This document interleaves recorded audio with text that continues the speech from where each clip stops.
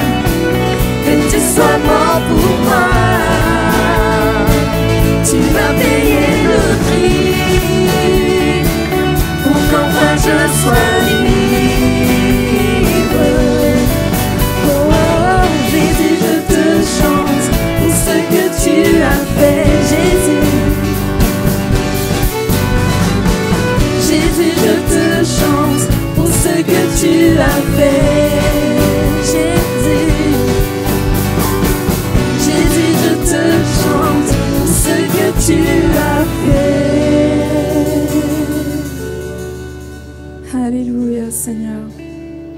Oui, merci, Seigneur, pour ton sacrifice à la croix. Quelle grâce incomparable. On n'imagine pas ce que c'est vraiment, Seigneur, mais tu as vraiment donné, tu as tout donné pour nous, Seigneur. C'est quelque chose qu'on ne peut pas comprendre, Seigneur, mais tu l'as fait. Merci, Seigneur.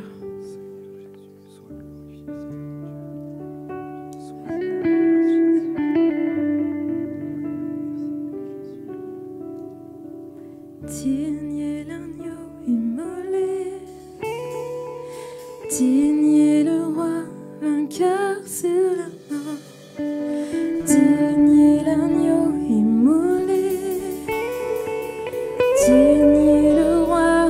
vainqueur sur la mort. Digne est l'agneau immolé, digne est le roi vainqueur sur la mort. Digne est l'agneau immolé, digne est le roi vainqueur sur la mort.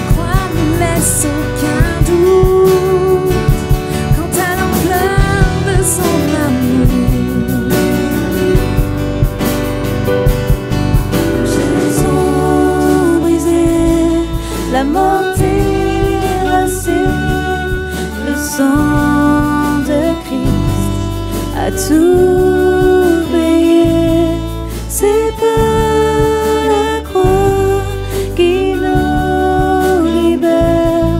Oui, sa victoire me donne la vie.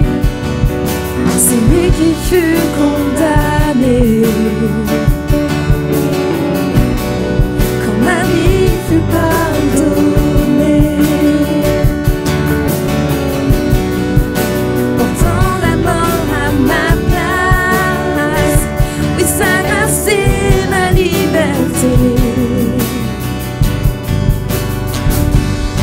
Les chaînes sont brisées, la mort terrassée, le sang de Christ a tout payé.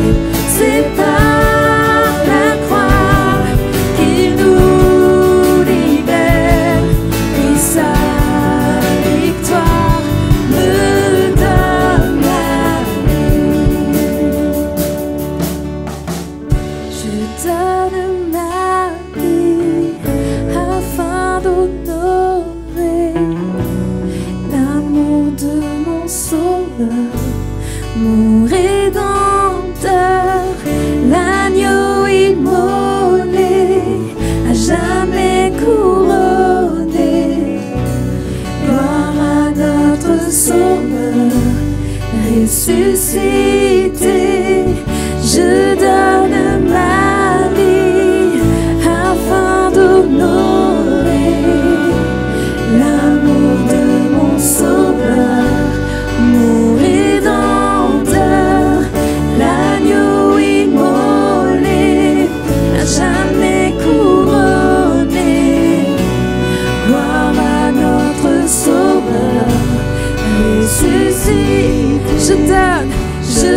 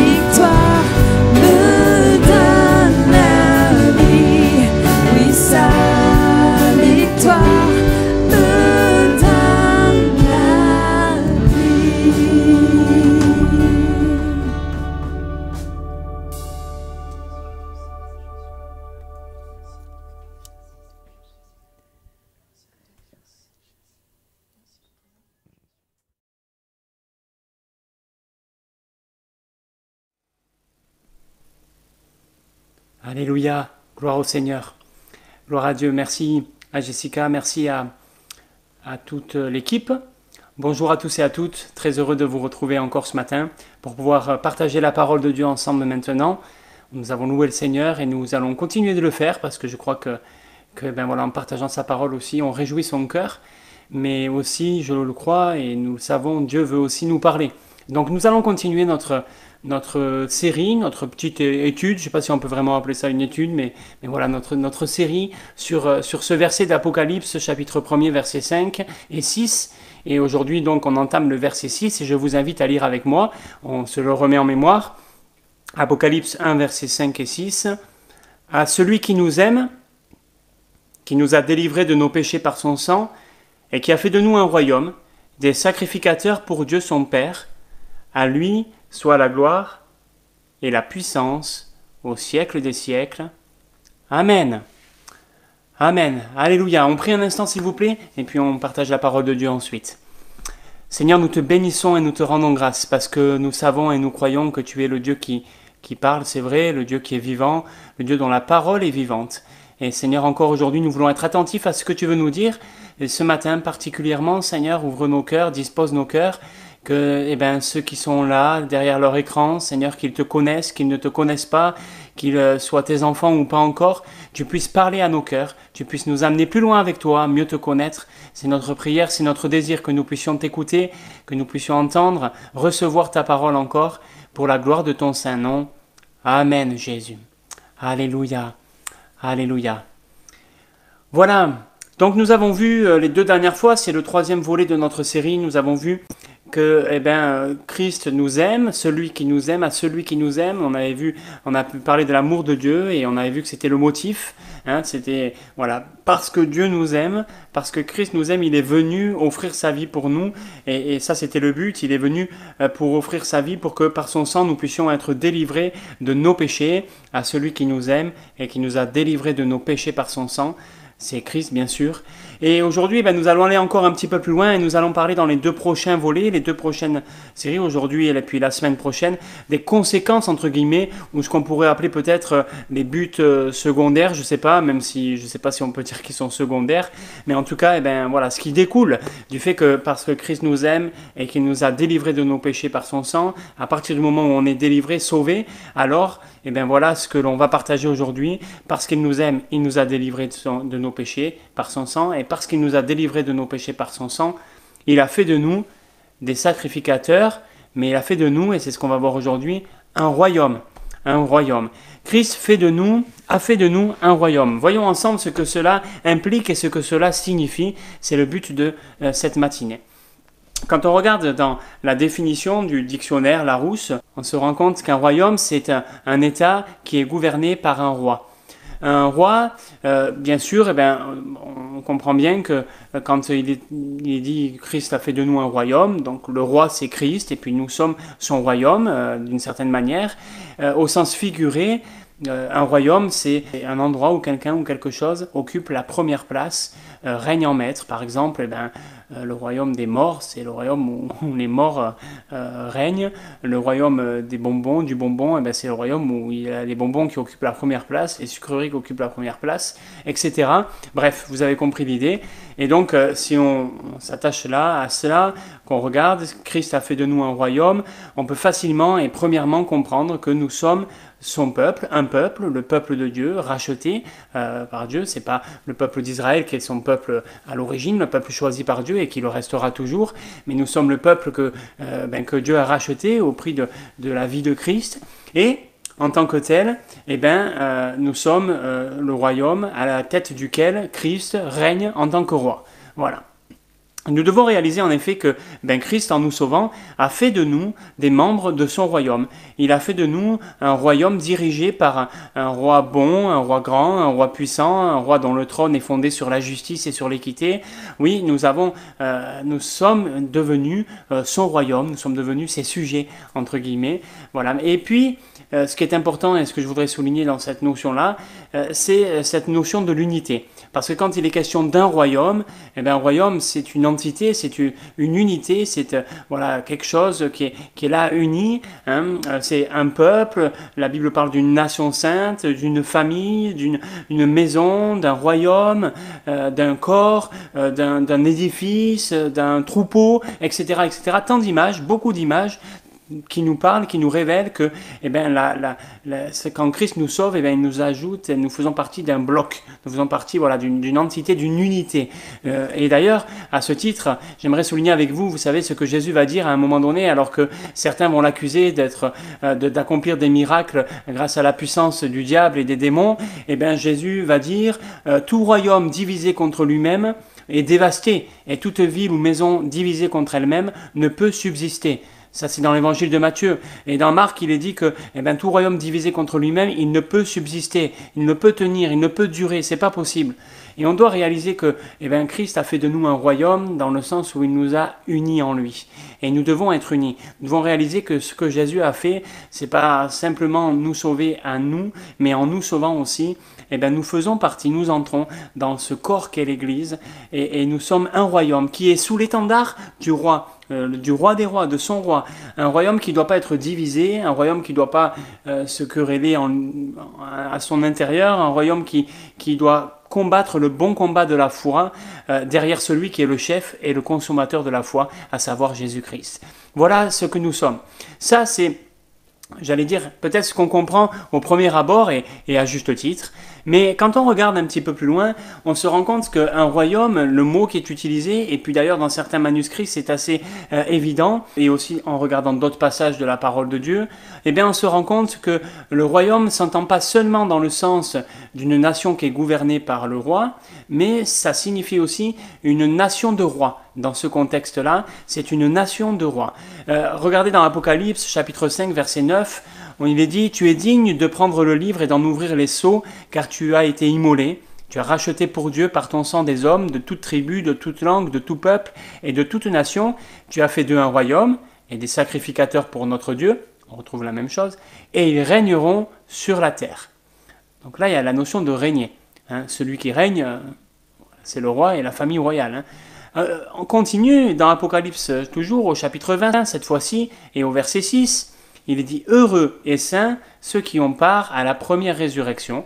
La seconde mort n'a point de pouvoir sur eux, mais ils seront sacrificateurs de Dieu et de Christ, et ils régneront avec lui pendant 1000 ans. » Là, c'est dans la période du millénium, mais voilà, on retrouve cette notion de régner avec Christ. Encore plus loin, au chapitre 22, cette fois-ci, au verset 3, « Le trône de Dieu et de l'agneau sera dans la ville. Ses serviteurs le serviront et verront sa face, et son nom sera sur leur front. Il n'y aura plus de nuit, ils n'auront besoin ni de lampe, ni de lumière, parce que le Seigneur Dieu les éclairera, et ils régneront au siècle des siècles. Amen. Donc pour l'éternité, au siècle des siècles, nous régnerons avec lui au ciel. On pourrait penser que, vu qu'on a lu que des textes dans l'Apocalypse, ce sont des choses qui se réfèrent au temps futur, et au temps de la fin, dans l'éternité, etc.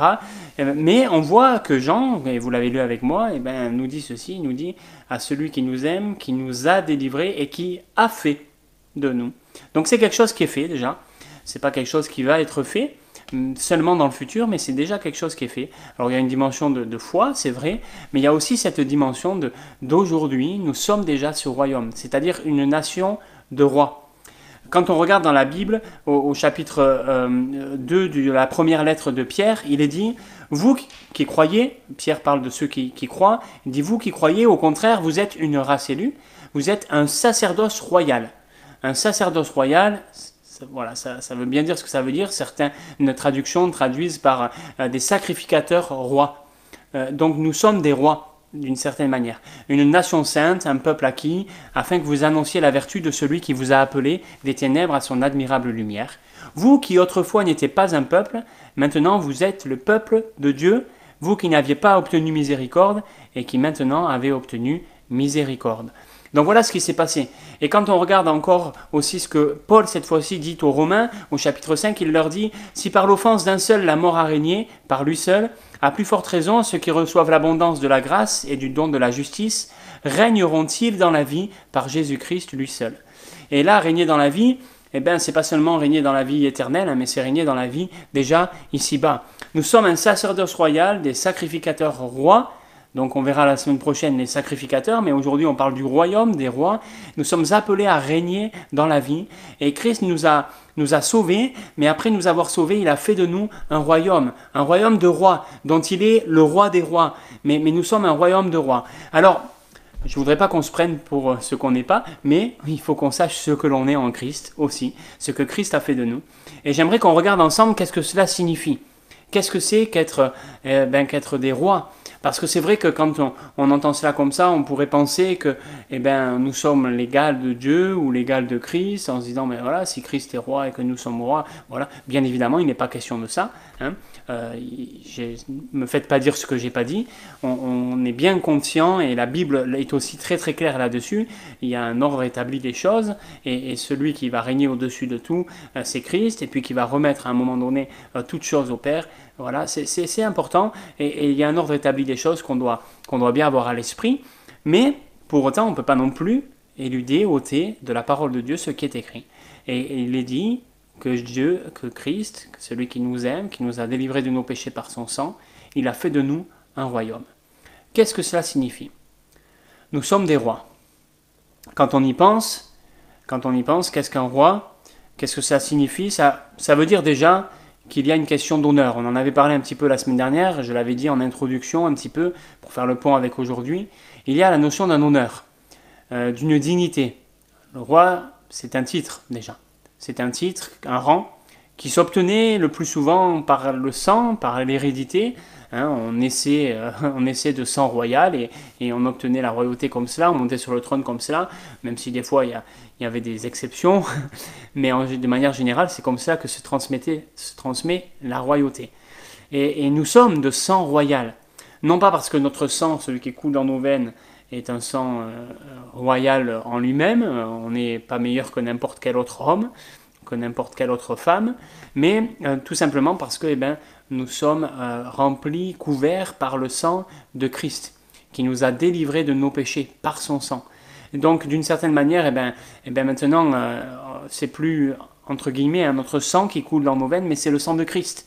Quand Paul dit « ce n'est plus moi qui vis, mais c'est Christ qui vit en moi », et rappelez-vous, la semaine dernière, on avait parlé du fait que le sang, c'est la vie, hein, nous dit la parole de Dieu, on pourrait en conclure que voilà, c'est plus notre sang qui coule, mais c'est le sang de Christ, entre guillemets. C'est une image, bien évidemment, mais tout cela pour montrer que si nous avons obtenu la royauté, si nous sommes parvenus à ce titre royal, c'est effectivement par le lien du sang que nous avons obtenu en Christ. Voilà. C'est pas quelque chose que nous n'avons pas fait un coup d'État, nous n'avons pas fait un putsch, on n'a pas, on peut pas forcer le royaume des cieux, on peut pas, s'improviser roi ou s'imposer roi, mais c'est bel et bien parce que nous sommes rachetés, parce que nous sommes justifiés, parce que nous sommes lavés, parce que nous sommes remplis du Seigneur. Donc c'est déjà un honneur, une dignité, le fait d'être roi. Jésus a fait de nous un royaume et c'est notre honneur. Nous faisons partie du royaume des cieux. Nous sommes les rois, et c'est quelque chose d'extraordinaire. Puis c'est aussi un héritage. Nous parlions du sang il y a un instant et on sait que la royauté, elle donne droit à un héritage. À l'héritage du rang, c'est vrai, on l'a vu, voilà. Quand on est, si on est héritier du trône, on obtient le trône, c'est notre héritage. Mais si aussi on est héritier, on obtient des biens. Effectivement, nous sommes héritiers des biens de la couronne, de tout ce qui est lié à cela. Les biens, alors à l'époque, il y avait beaucoup des terres, des maisons, des châteaux, et puis aussi beaucoup de trésors, etc. Et tout cela, ça fait partie de l'héritage du roi. L'héritage du roi et qu'il va transmettre ensuite à ses enfants, etc. Et la parole de Dieu nous dit que nous sommes héritiers du royaume de Dieu. Nous sommes héritiers, d'ailleurs, on trouve ça dans l'épître de Paul aux Romains, au chapitre 8. Si nous sommes enfants, nous sommes aussi héritiers de Dieu et co-héritiers avec Christ.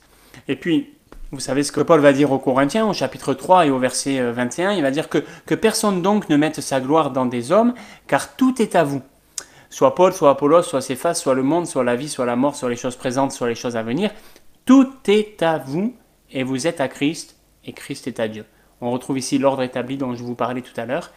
Mais voilà, tout est à nous, nous avons tout, nous obtenons tout, nous héritons tout en Christ, parce que, il nous a sauvés et rachetés.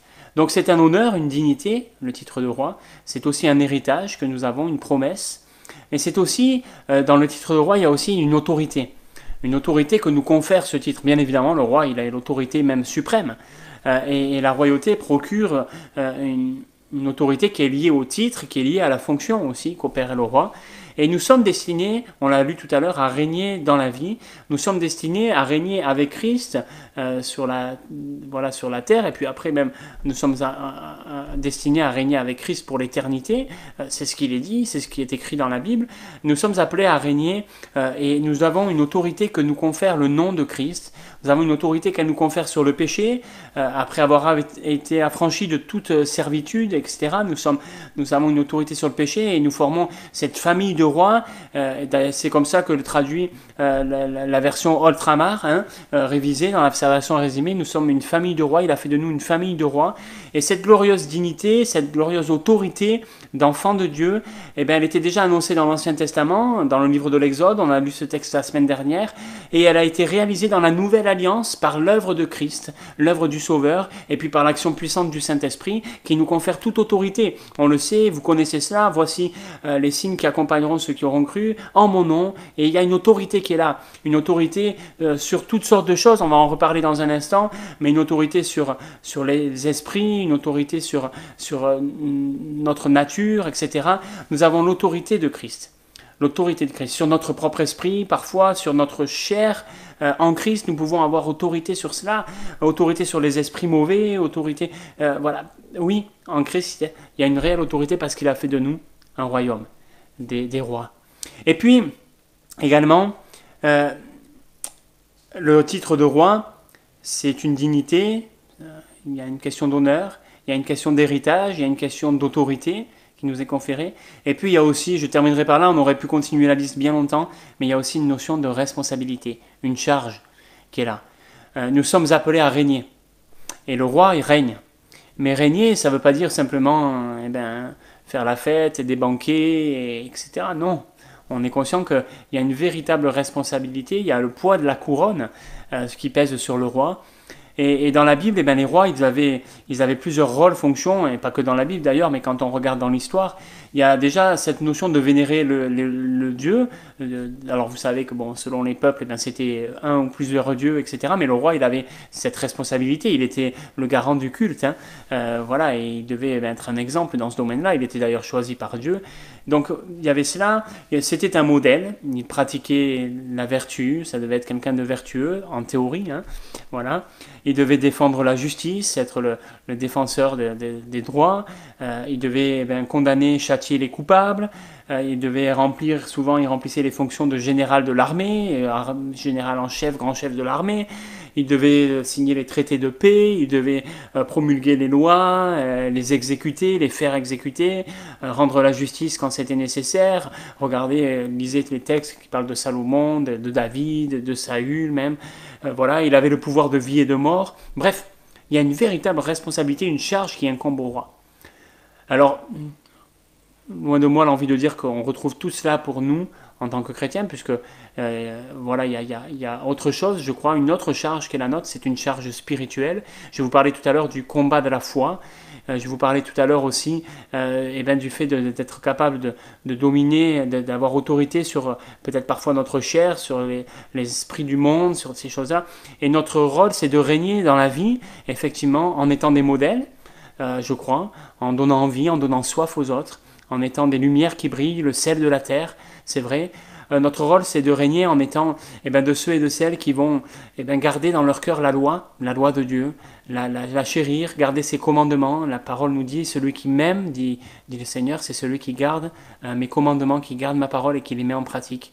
Oui, nous devons réaliser qu'aussi régner, c'est la charge, c'est la responsabilité de pouvoir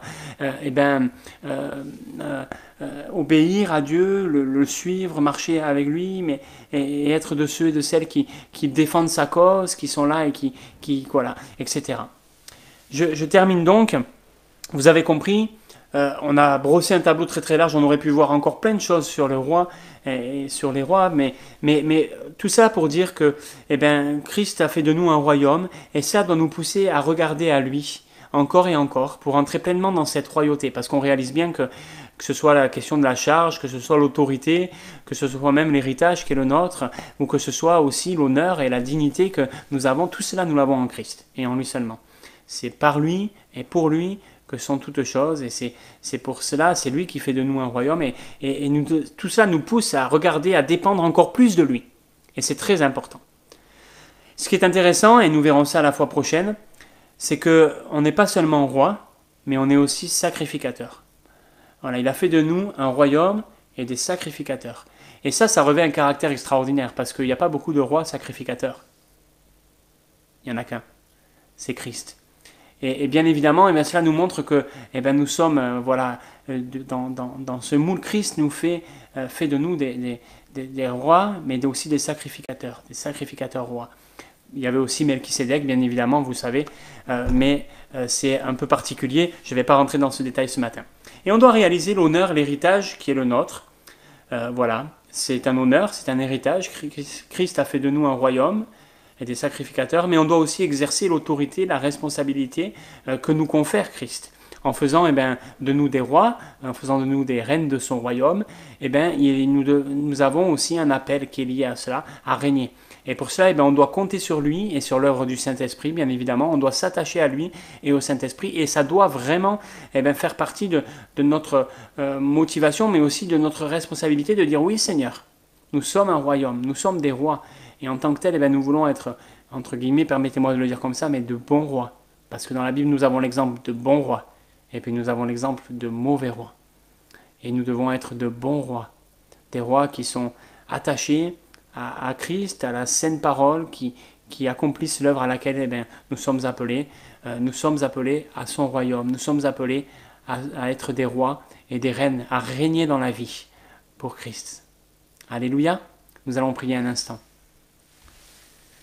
Seigneur, nous te remercions parce que tu es le roi des rois et le Seigneur des seigneurs. Et encore ce matin, notre prière, c'est que tu nous aides dans cette responsabilité, dans ce titre, ce rôle auquel tu nous appelles. Seigneur, c'est toi qui as fait de nous un royaume, ton royaume. Et Seigneur, nous voulons rester attachés à cet appel, rester attachés à ce que tu as fait de nous, ne pas nous en détourner. Je te prie de nous aider, je te prie de m'aider à vraiment saisir toute la profondeur de cela et à aussi être capable de mettre en pratique tout ce que cela implique. Oui, Seigneur, on veut être des rois justes, on veut être des rois bons, Seigneur, c'est-à-dire des témoins de ton royaume. On veut être de ceux et de celles qui ont non seulement ce titre et cet honneur, mais de ceux et de celles aussi qui accomplissent la tâche à laquelle un roi est appelé. Seigneur, on est conscient que pour ça, on ne peut pas y arriver sans toi. On est même conscient que on en est bien incapable si ce n'est pas toi qui opère ces choses en nous par ton esprit. Alors voilà pourquoi nous réclamons l'action de ton esprit encore. Aide-nous, secours-nous, façonne-nous, conduis-nous, guide-nous, utilise-nous, Seigneur, pour que nous soyons de ces hommes, de ces femmes qui honorent ton nom et qui honorent ton royaume, qui, Seigneur, vraiment font avancer ce royaume sur la terre. Que beaucoup puissent le voir et le connaître et puissent en faire partie, Seigneur, puissent être intégrés dans ton royaume pour que vraiment tu sois glorifié encore. Merci pour qui tu es. Merci pour ce que tu fais. À ton nom soit toute la gloire, notre Dieu. Amen, Jésus. Alléluia. Alléluia.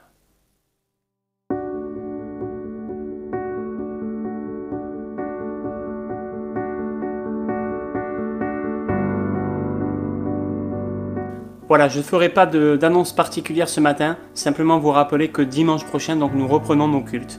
Vous avez toutes les informations qui vous ont été données, ou si vous ne les avez pas encore eues, va falloir aller un petit peu à la pêche. Je ne vais pas répéter tout ce que j'ai déjà dit. D'autres informations vont arriver dans la semaine, voilà, pour bien préparer ce culte. Mais sachez que vous qui êtes en ligne et qui ne pouvez pas vous déplacer, vous pourrez suivre le culte, même si au départ peut-être la qualité ne sera pas exceptionnelle. On est en train de mettre en place cela et ça demande un peu de temps, de matériel, donc voilà, on essaye de faire au mieux. Mais en tout cas, vous pourrez suivre le culte même à la maison. Et puis pour ceux qui vont s'inscrire, voilà, prenez bien connaissance de toutes les informations, comment on s'inscrit, comment on participe, qu'est-ce qu'il faut faire avant de venir, comment ça va se passer sur place. Tout cela, c'est disponible sur le site de l'église. Voilà, vous pouvez regarder dans la description de cette vidéo toutes les informations, enfin le lien vers le site avec toutes les informations. Regardez cela, c'est important, c'est obligatoire. Voilà, hein. Donc tant qu'on n'a pas de nouvelles réglementations, de nouvelles directives, et ben c'est ça qui est en vigueur et on doit absolument s'y soustraire. Voilà, donc pas plus d'annonces, on fera quand même notre réunion de prière mardi soir, voilà, pendant une demi-heure, mais voilà, notez bien qu'on reprend nos cultes donc la semaine prochaine. Merci à tous et à toutes de bien prendre connaissance de toutes les informations. Voilà, que Dieu vous bénisse, à très bientôt, bon dimanche, à très vite.